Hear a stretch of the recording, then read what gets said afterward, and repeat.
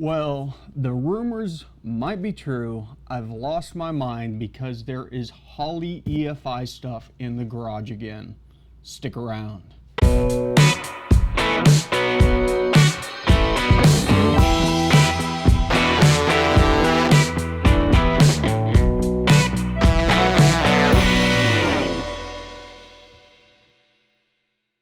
What's going on, everybody? Welcome back to the garage, and as you can see, I've got a table full of Holley crap here that has the term EFI on it. Now, clearly, I bought all this stuff. Holley could send me all of this for free, and I would deny it because I don't like Holley EFI for multiple reasons, but do not have time to do the LS swap in the Chevelle right now, nor do I have time to get the Smoke Monster down here and throw all the Smoke Monster parts on it that I need to do. So I said, you know what? Holley has a new sniper, the Sniper 2. Maybe they fixed the issue that I particularly had with the first sniper. Now, granted, I've ran two of the first generation snipers. One worked, one didn't. The one that didn't had a problem with wideband control, the actual physical controller itself. That was kind of a known problem by Holley, but they wouldn't really admit to it. And if you were past the warranty period, you were kind of up the creek. And the problem is, a lot of us might buy one of these and not get it installed in time, only to find out that we had a defective unit. And if you called Holley's tech support line, which I did, they would just read stuff out of the manual as usual, and you would be up the creek without a paddle. So, listen, here's what I got. I've got the Holley Sniper EFI, and I've got the HyperSpark set up. I wanted to kind of open up, go over the prices of what all this stuff costs, because it's not cheap.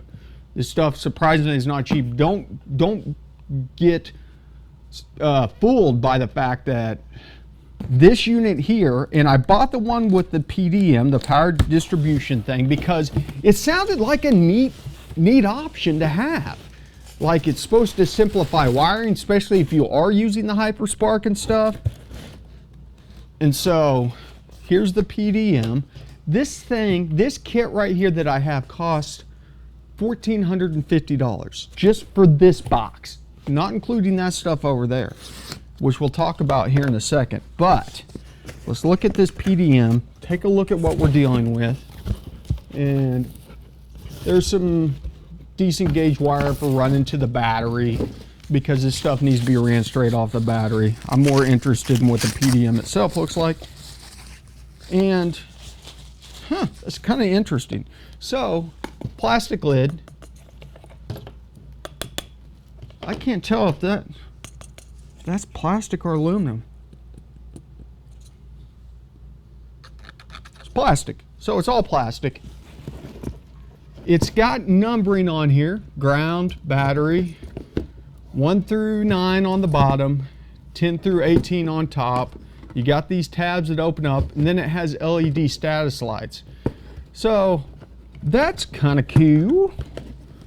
And they've got some rubber foam to kind of help weatherproof this, but as you can see, the actual board itself is all potted, so you really shouldn't have any issues with weather.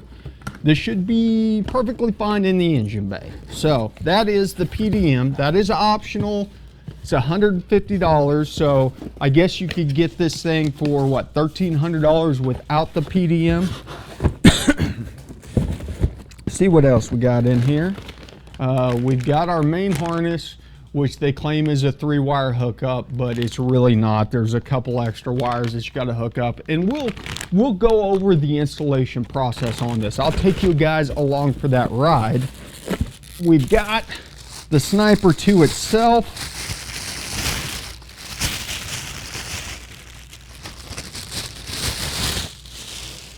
Okay.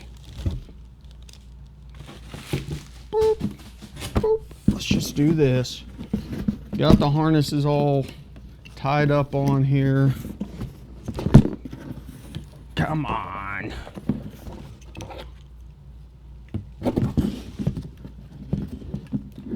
What are we doing? Why is this a thing? Why did you feel the need to do this? Oh my God. Okay. Obviously, here's our driver's side. We've got our throttle linkage. This is just the standard 4-barrel. Fuel inputs and output if you're running a return system. I did not buy the Holley Sniper fuel system because I already have an Aeromotive Stealth to go in, and it's going to be ran on a returnless system. I had a little bit of a hard time finding out whether or not you could run this thing on a return system until I realized you could actually buy the fuel system returnless. If you buy the master kit, it is an additional $400. The universal drop-in or the universal returnless drop-in, which is like the Aeromotive Phantom, is $550. So fully kitted out, that gets us with a 3.5-inch handheld to $1,850. If you add the 5-inch handheld or the Bluetooth, you're looking at $2,000. So what do we have going on here? Well, on the back side, we've got a couple of harnesses. This is going to be probably our primary harness here that plugs into wherever. Oh, I stuck the other harness back in the box. We've got our new connection for the wiring, or the dash. We got a 2-wire that I have no clue why we have an extra 2-wire that's not part of this. Oh, that may be for hooking up the spark. I would have figured they would have just included that one in the main harness. And then we've got our wideband connection on there. So let's set this to the side, see what else is going on there. Nothing crazy. We got another box. So we've got our standard 5-inch. Oh, okay. That connector is for an engine coolant sensor.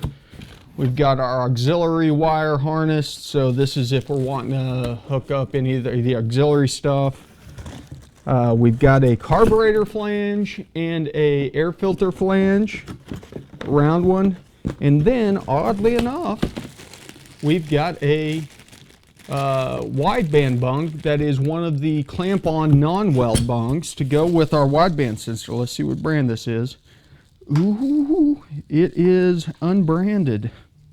This literally looks like a Bosch knockoff, Chinese. There's nothing on the sensor itself, and then on the connector, there is a very small Bosch logo, even though it doesn't have Bosch on there anywhere. This looks like a knockoff Bosch, which does not surprise me. Ugh. I mean, obviously we have a knockoff GM style engine coolant temp right there on there, made in China. So typical Holley EFI doing Holley EFI stuff. Let's take a look at what we get with our display.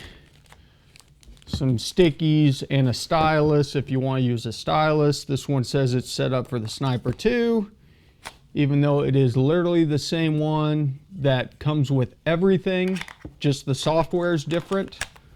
And then it's got this new mil-spec style 4-pin connector for plugging it into the unit. And there is my first complaint. This is Holley doing shenanigans like they like to do, straight up shenanigans. Ram this crap back in here. I actually thought that this thing was like in a thing that kind of was shaped like a carburetor. I now realize it's not. It was just setting in there. Neither here nor there. Let's just get this out of the way so we can talk about the shenanigans. So, this little box right here, part number 558495, is the M8 to CAN USB dongle. So this is the new connector to USB that you need in order to get this to work with the software. This thing was, what did I say, $70 for this. And the only difference between this and the old ones is the connector end. So If you already have a Holley USB to CAN, it's literally going to be the same chip on the USB side with a different connector. The protocol is all the same. So for our group, make sure and factor in the extra $70 just for that. So let's look at the Spark. I literally went through the manual, looked at one of the diagrams, and just pulled the part numbers out for what they listed as how to do the Spark setup. I was trying to make it easy on myself. In the long run, who knows? Holy crap, this thing's really wedged in there. So there's our coil. Sniper EFI. Comes with a boot. Comes with some screws. Comes with the terminal in so you can put on your own wire. And then we've got our power and ground. And supposedly this thing will go to the PDM to receive the power and ground that it needs. And then this is going to be our control module. This is the new one. It'll work with the old one, but the new one's smaller. So let's take a look at it. And I like that. Nice and small. One plug on the end. That's interesting. Oh, okay. So this, we can toss that away because it actually has the power connector for the coil that comes off of the main harness that plugs in here. And then this one goes here like so. We've got a power and ground lead, and then these are our leads that are going to go back to the Sniper to get our timing control. That's kind of why I went this route, is I wanted the ability to do timing control, and this is going to give it to us whenever we combine all of this with the HyperSpark distributor. So connector, whether or not this one is needed, I don't know. We'll see whenever we go through it. Essentially, we've got our 3 wires for our crank position. This comes with a, I can't remember what kind of distributor gear this is. I think this is, hell, I can't remember. I don't remember. It's not melanized. It's clearly not brass, bronze, or whatever. It's I'm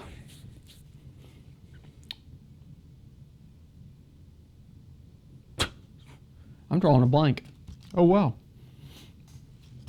So this plugs in there, and we'll go back to the Sniper.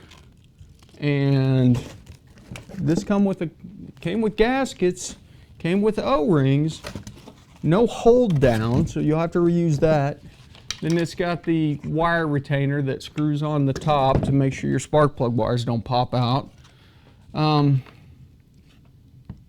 So I'm guessing this only provides one. It's got this silly little thing that goes on here for aligning your trigger signals, but I don't know if this does cam and crank like the dual sync. I'm guessing it does not, or else it would just be called a dual sync, the Sniper EFI dual sync. But as this is a HyperSpark and we don't need injector control, we wouldn't need to know cam position because we've got cylinder, and so we're just going to probably use crank position for top dead center.